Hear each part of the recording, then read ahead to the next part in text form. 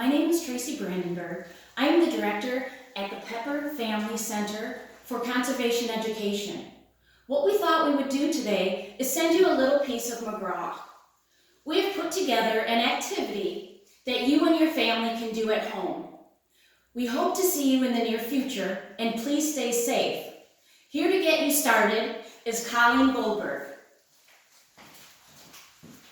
Thank you, Traci. I'm Colleen Goldberg. I'm the education coordinator here at McGraw, and we want to talk about this time of year. It's springtime, and with spring, our plants start growing again. They start blooming and blossoming, and with those blooms come our pollinators, all of our insects like bees, butterflies, and even beetles. Most of these animals, you know, will pollinate our flowers and our vegetables, but some of them even act as natural pest control. So whether you have a flower garden or a vegetable patch or both, you'll want to have these helpful insects around to keep your garden healthy.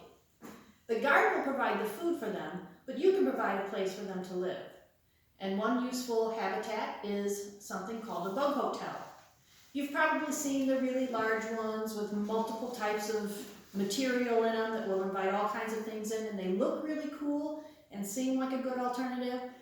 The problem with those are they're so big that they invite so many different types of animals in that they actually end up preying on each other so that they can't go out and do their jobs.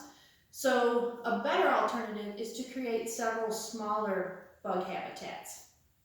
So what you can do is find things around your house to make them with. You can certainly buy one like this from any sources online. But if you have things around your house, you can do that too, like an old flower pot, like this, laid on its side. If it's filled with tubes, that's a perfect habitat for our native bees, like mason bees and our summertime leafcutter bees. These animals are completely non-aggressive. They don't look anything like honeybees. They don't have the yellow striping.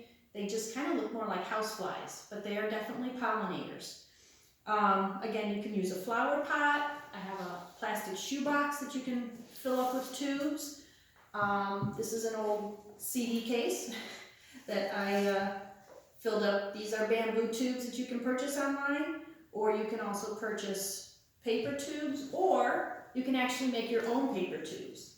And one way to do that is to simply take any old piece of plain paper, roll it up around a pencil,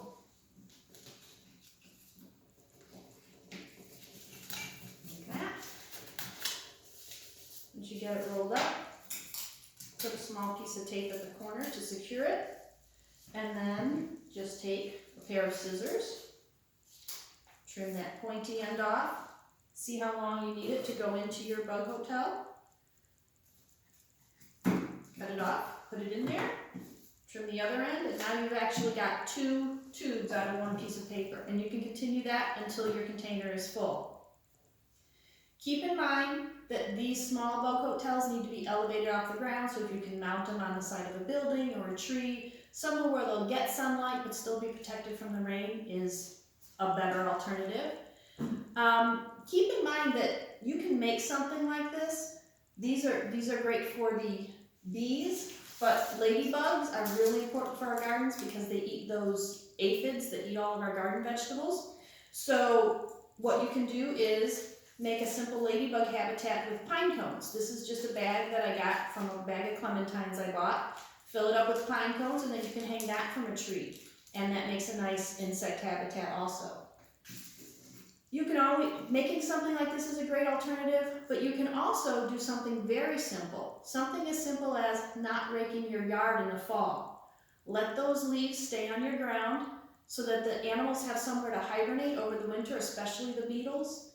And when springtime comes and things start to thaw out, all you have to do is just leave it there until those animals emerge, until it gets warm enough for all those animals to hatch out. Then you can rake it all up and make your yard all pretty again. So I hope this is helpful for you and you've learned some things. One thing you need to keep in mind is the reason we do this for our native animals is because it helps eliminate those chemicals that we might want to use as pesticides in our gardens.